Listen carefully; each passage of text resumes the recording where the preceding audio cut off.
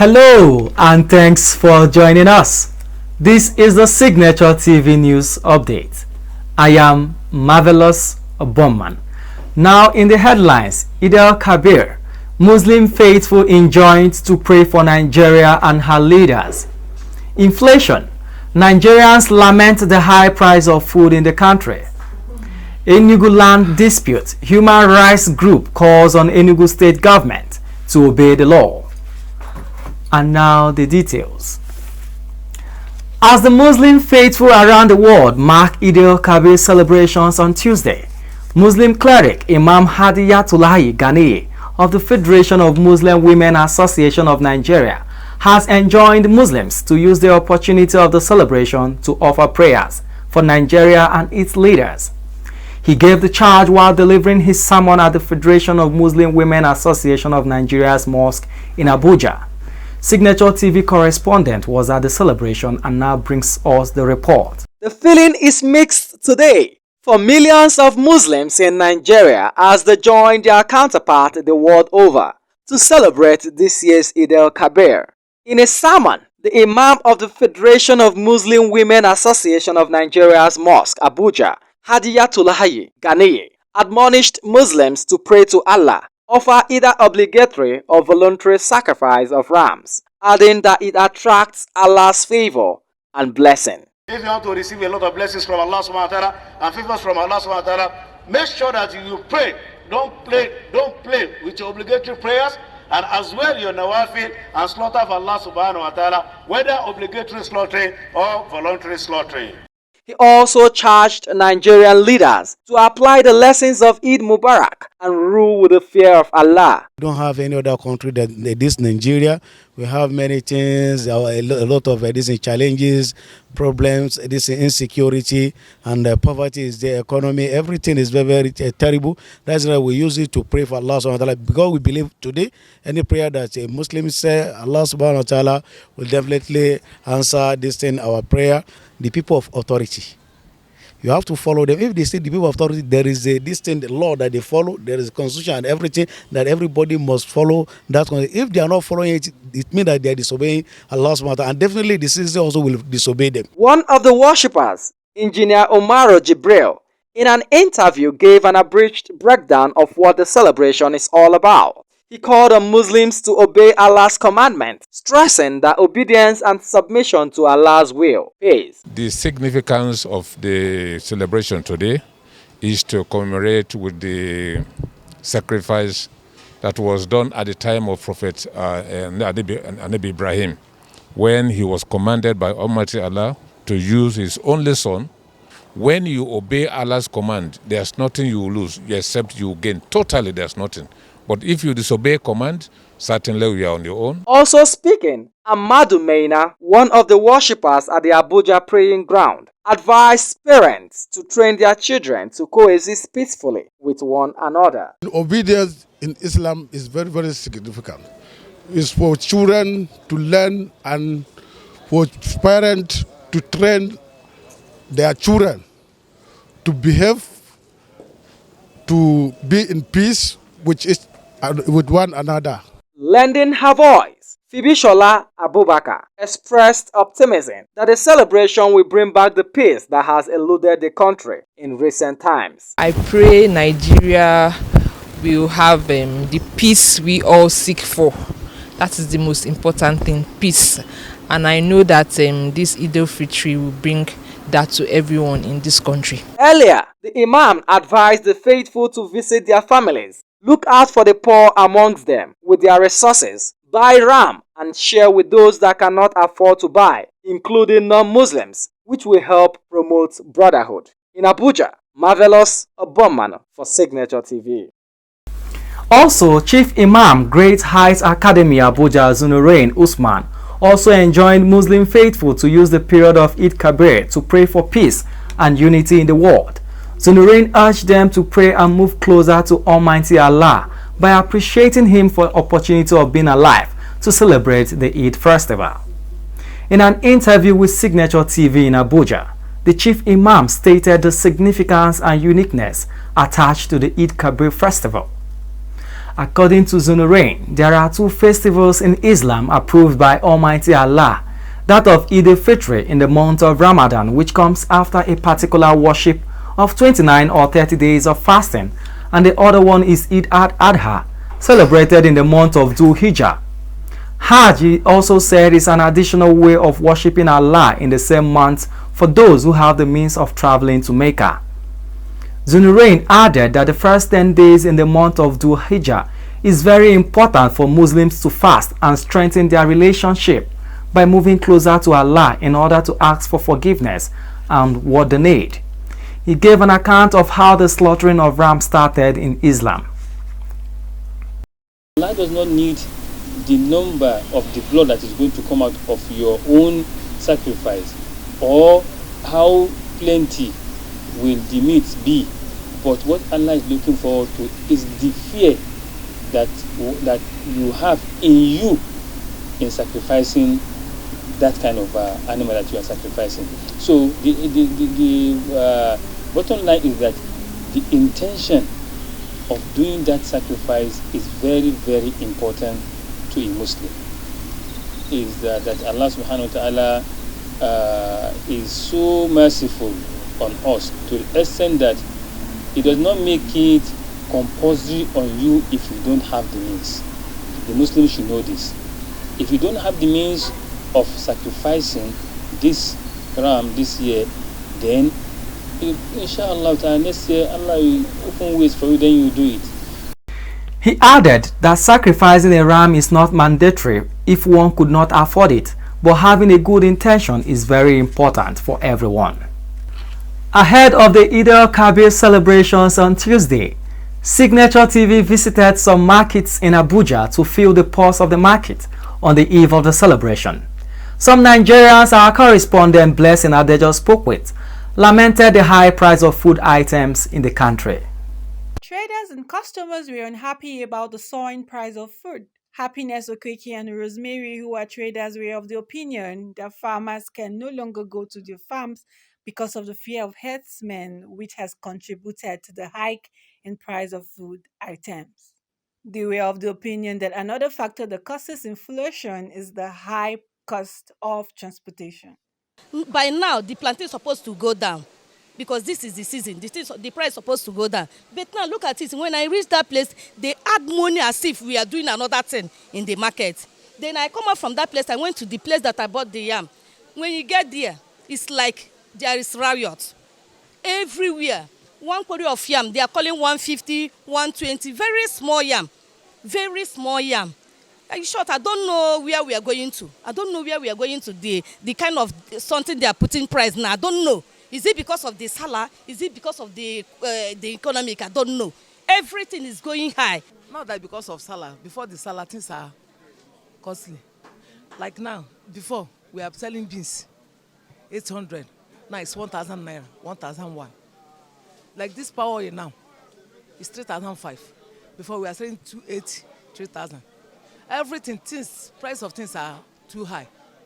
Not because of salah, before the salah.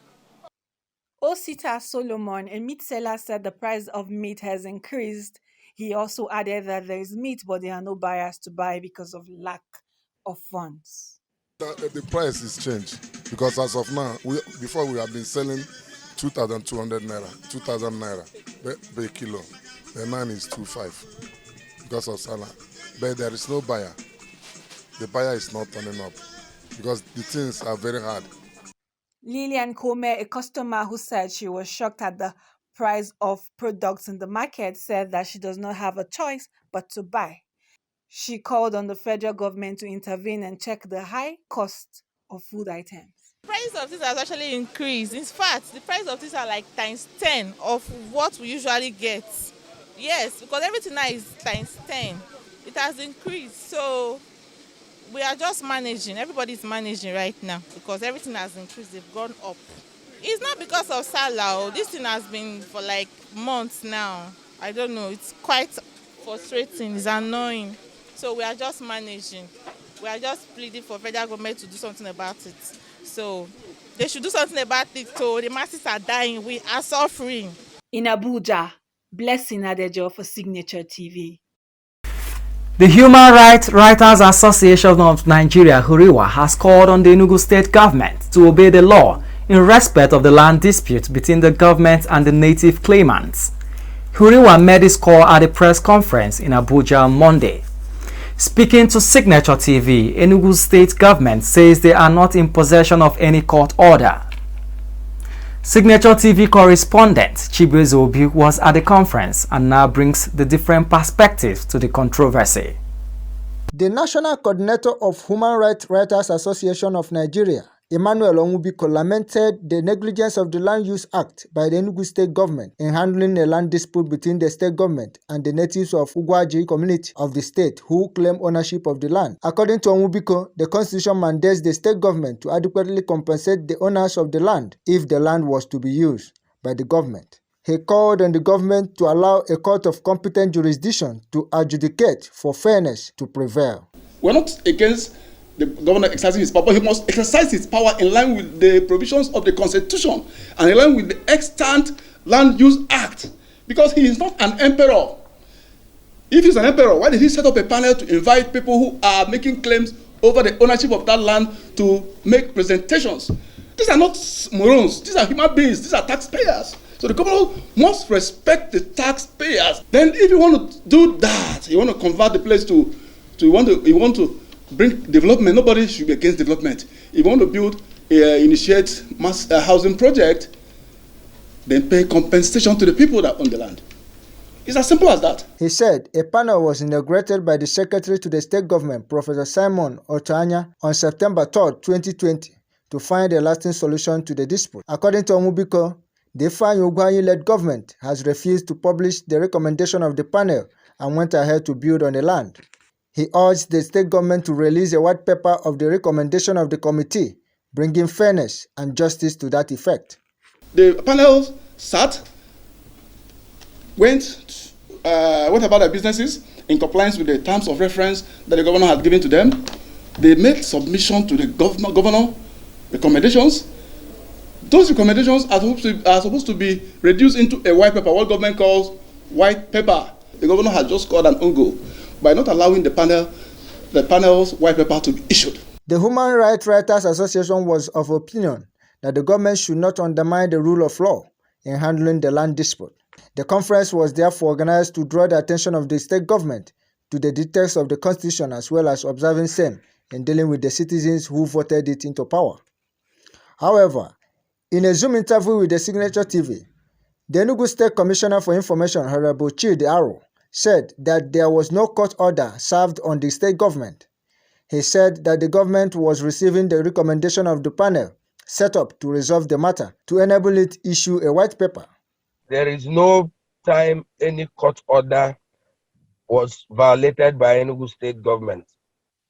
Enugu State government is law-abiding. Enugu State government in place today has the government that has made the greatest investment in the judicial system since the creation of Old Anambra State. Like in every government process, this report must go through certain processes. A draft of a white paper, the white paper should be approved by the Executive Council of the state before the governor gives his final answer for this white paper to be issued. This process is on. In fact, it was as a result of a lot of issues that are coming up from the report that he read, that he decided to do a fact-finding visit to that place this last weekend.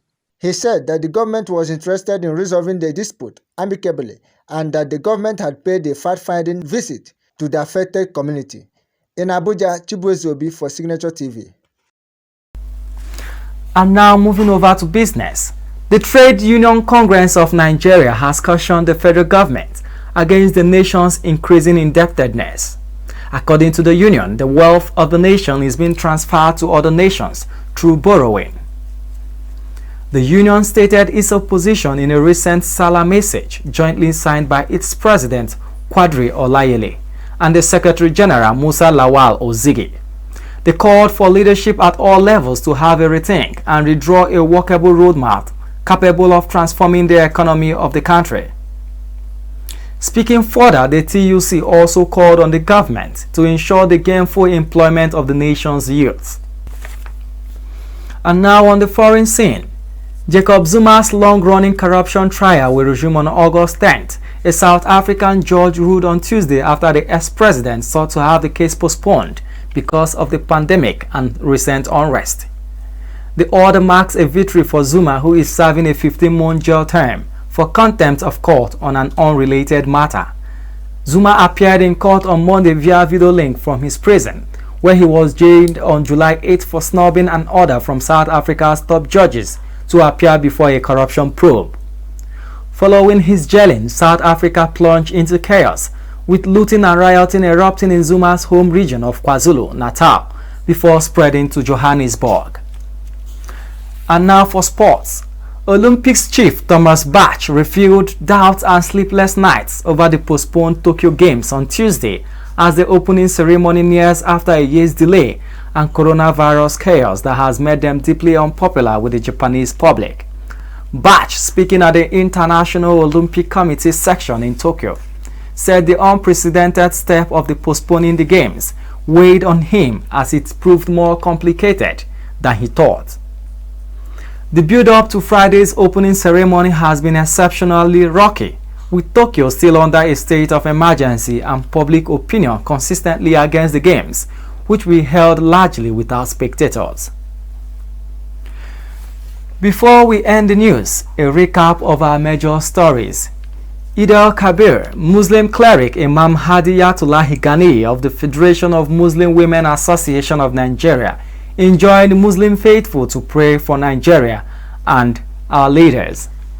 Inflation, Nigerians lament the high price of food in the country. Enugu land dispute, human rights group calls on Enugu state government to obey the law. Remember, safety and security begins with you. Be patriotic. Report any suspicious activity to law enforcement agencies. Please stay safe. And that's the Signature TV News Update. On behalf of my producer, Anita Eze, I am Marvelous Oboman. Thanks for watching.